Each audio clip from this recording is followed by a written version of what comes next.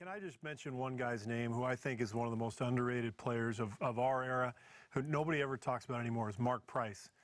He was so good. You remember how hardest good? to check on the pick and roll. He was splitting the pick and roll. Man. He created the split. Yes. Nobody was invented the splitting pick split. and rolls. As a matter of What's up, YouTube? It's the one and only Legend of Winning, aka Low, and I'm back with another video. Now, for those out there who missed my last video, I highly suggest you go check it out. Pretty controversial. It's me explaining my thoughts on Reggie Miller and why I believe he's overrated. But in that video, I saw a lot of comments in my comment section saying that I should really highlight some of the players during the 90s and some players that were marksmen from behind the three-point line that doesn't receive the right type of recognition for the contributions of where the NBA is at right now. And so here we are, and I humbly oblige to the request that I've constantly seen in my comment section. In today's video, we're going to talk about a player that played during the 90s that was a marksman from behind the three-point line, a savant when it comes to his ability to orchestrate a pick and roll, and a player that many people, you may have heard of his name, but may not thoroughly understand the contributions that he was able to aid in the process in developing the NBA to where it is right now. And that player is Mark Price. But before we dive into who Mark Price is and the relevancy that he has in today's league, let's talk about who Mark Price is as a player when it comes to these facts only. We talked about the technique, the concentration, the focus. One of the greatest shooters, obviously, in NBA history. Mark Price is a 6-foot point guard drafted in the 1986 draft class and was actually selected in the second round by the Dallas Mavericks. On draft night, the Dallas Mavericks decided to trade him to the Cleveland Cavaliers for another second round pick, and there he stayed in Cleveland for 9 consecutive seasons and eventually bounced around the league with 3 other teams.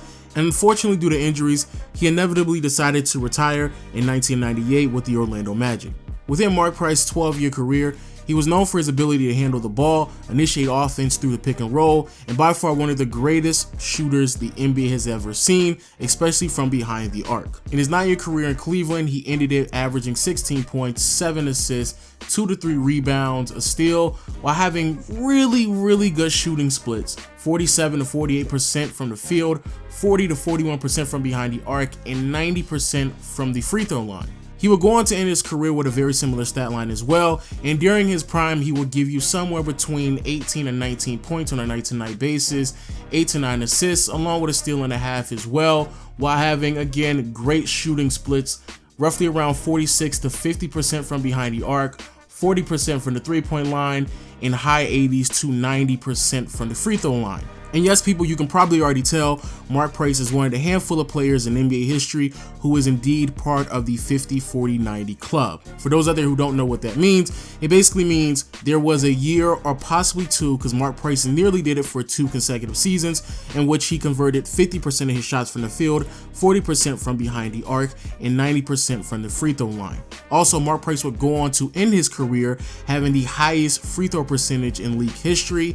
Since then, there's only been one player who has surpassed him, and that is Steve Nash. And the only other player that's in the conversation to surpass Mark Price is Steph Curry. So I'm pretty sure we all understand that Mark Price indeed is a great shooter. Mark Price will go on to end his career as a 4-time All-Star, a 4-time All-NBA player.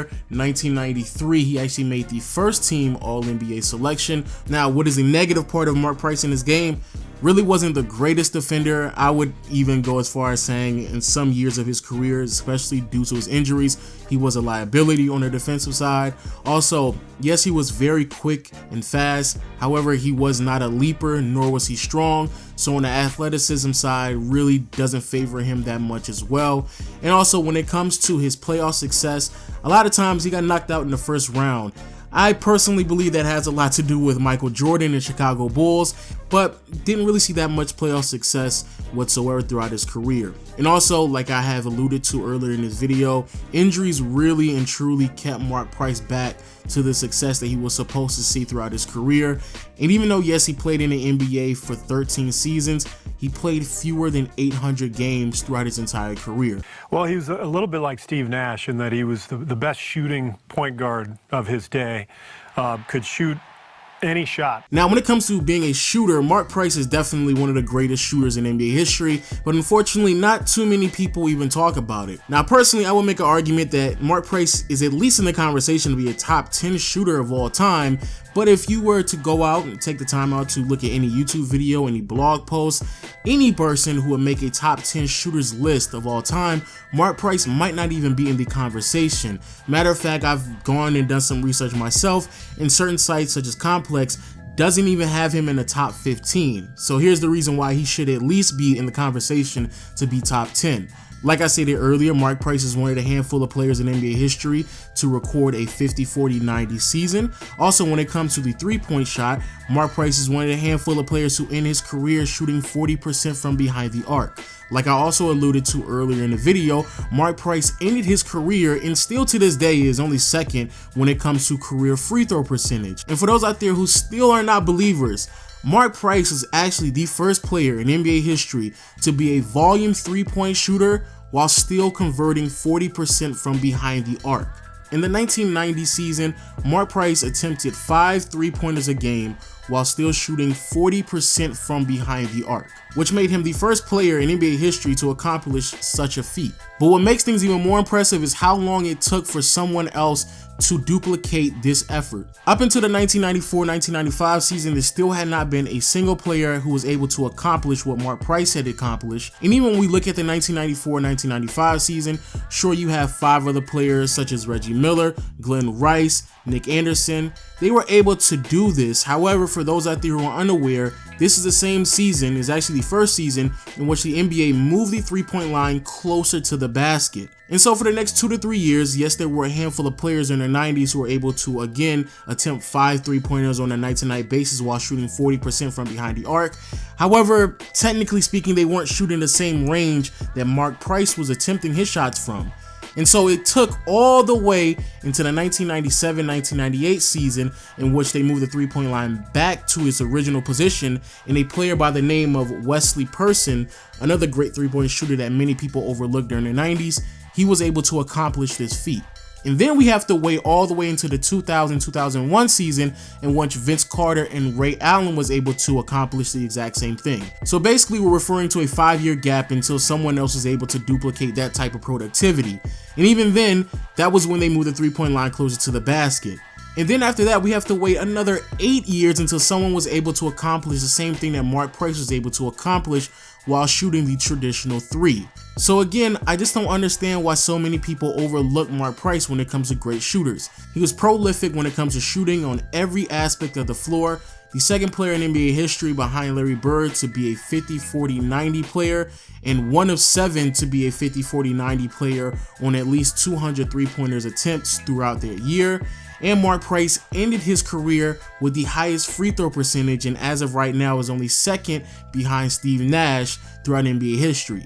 Every statistical evidence points out that Mark Price was indeed one of the greatest shooters the league has ever seen, and yet I don't hear enough people rooting for Mark Price when it comes to those type of arguments. Just to check on the pick and roll. He was splitting the pick and roll. Man. He created the split. Yes, Nobody was invented the splitting pick split. and rolls. Now the second thing I want to talk about when it comes to Mark Price is his ability to initiate offense through the pick and roll. Yes, I understand that you had John Stockton and Karl Malone, and yes, I understand they had a very historic career initiating the offense out of the pick and roll. However, when it comes to John Stockton and Karl Malone, both of those players are a little bit different from where we are in today's NBA. When it came to John Stockton, he really wasn't the initiator or wasn't that aggressive when it comes to scoring off the pick and roll. Sure, every now and then he would knock down a shot here and there, but obviously, as we all know, Karl Malone was a focal point offensively and when it comes to scoring out of that pick and roll. And the second thing is where they set the pick and roll. For those out there who don't know, John Stockton and Karl Malone used to initiate the pick and roll below the three-point line around the elbow jumper. Start off here is unlike today's out of the three-point line. That's not a pick and roll. I don't know what that is. But we start right here at the free throw line. So unfortunately, even though yes, it was very efficient, it was very effective, in today's NBA we understand that setting the pick and roll behind the three-point line allows for better spacing, and it also allows for better action from both players who are setting the pick and coming off of the pick as well. Now, when it comes to Mark Price, for those out there who are unaware, he was actually one of the very few players, if not the first player in NBA history, to make a career off of that type of action. If you watch him play and if you watch the action between him and Brad Daugherty, the big man that used to play for the Cleveland Cavaliers, it's very similar to how many players initiate the pick and roll in today's NBA. Not only that, there's multiple players, including ex-teammate Steve Kerr, who's also compared him to Steve Nash on multiple occasions. And also, for those out there who don't know, Steve Kerr, while he's been coaching Steph Curry on numerous occasions, has claimed that Mark Price is probably the closest comparison to Steph Curry in NBA history. So coming off of the pick and roll, since Mark Price was such a prolific shooter, the defenses, they basically had to double and blitz him. Very similar to how many teams, especially over the last 2 to 3 years, have defended the pick and roll when it comes to the Golden State Warriors with Steph Curry. And because of this, and because of their ability to push him off the three-point line, he immediately A, passes the ball to Brad Daugherty, very similar to Steph Curry, or B, he used to split the defense, which is something that many people claim that Mark Price was the originator of. If Mark Price was indeed that creative, I definitely believe more people should give him all the praise in the world when it comes to his ability to adapt to the world that he played in, because let's just be honest, it was very hard and the rules were not in favor for guards to be that aggressive coming off pick and rolls or even just being on the perimeter. So Mark Price initiated offense at the top of the three-point line, which is very rare during the 90s. He was a ball handler. During his prime, gave you somewhere between 8 to 10 assists on a night-to-night basis, and he also was a prolific three-point shooter.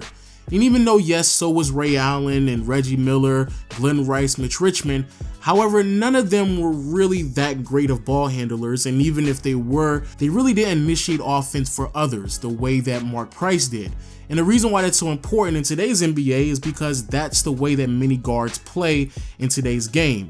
Yes, you have three-point shooting, and yes, you have efficient scoring from multiple guards, but the whole purpose and the way that they initiate offense is not only to be prolific for themselves, but also to be prolific and efficient for everyone else on their team, so they too are initiating offense. And again, I understand there's definitely multiple players throughout NBA history who have played very similar games, but when it comes to Mark Price, his contributions should definitely be talked about much more, especially when it comes to his ability to initiate offense from the pick and roll at the top of the key, which was very, very rare during the late 80s to 90s. So all of this leads us to why is it that no one talks about Mark Price? For one, I'm gonna be honest, he's white. I'm gonna just be completely honest, a white player doesn't really get that much respect in the NBA. 2, he definitely didn't receive the type of success, especially during the postseason, that a lot of people were expecting. I personally believe a lot of it has to do with Michael Jordan and the Chicago Bulls, because out of the 7 appearances that Mark Price had in the postseason during his career, 5 of which were concluded because they matched up with the Chicago Bulls, which was led by Michael Jordan, Scottie Pippen, and Phil Jackson, and they just didn't match up that well whatsoever. But also, I definitely believe that the injuries kept him out of the conversation of being one of the best point guards even during the 90s, and I think a lot of people overlook his contributions because of those variables. However, if you watch him play, any unbiased person or anyone who is fluent in basketball would tell you what type of player Mark Price was and how vastly ahead of his time he was, especially during the 90s when rules were just not in place for a player of his stature to dominate the way that many players dominate in today's league. And even though, yes, I understand people want to point out players such as Reggie Miller, Ray Allen, Mitch Richmond, and the slew of other shooters during the 90s and early 2000s, however, in today's league, it's more than just shooting. You have guards who are not only trying to be efficient and prolific from every aspect of the floor when it comes to scoring, but also their ability to handle the ball, initiate offense is very important, especially coming off of pick and rolls. And as great as a shooter and scorer as those other players were, none of them were really ball handlers and initiated offense the way that Mark Price has done throughout his career, which easily translates to where we are right now in NBA history. So with all that being said, people, please let me know what you think about the video in the comment section below. Let me know what you learned out of this video if you never even heard of Mark Price. And if you have heard of Mark Price, if there was some new information that you figured out about him in the comment section below as well. And I'll see you all next video. Peace.